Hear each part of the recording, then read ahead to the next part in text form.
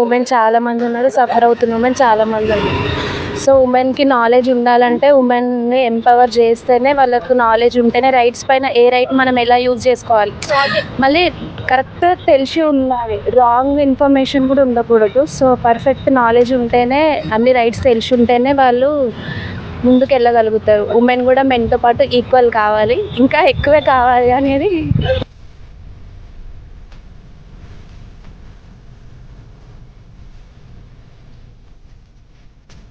ప్రపంచంలో యుఎన్ఏ సభ్య దేశాలు 193 దేశాలు.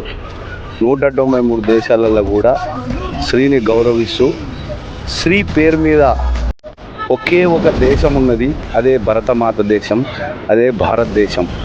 ఈ సపోర్ట్ ఇచ్చేటట్టు ఐదర్ ఫాదర్ లేదా బ్రదర్ లేదా హస్బెండ్ అందరూ ఇస్తే, ఒక వాళ్ళని లేడీస్ని అలర్ట్ చేయాలి.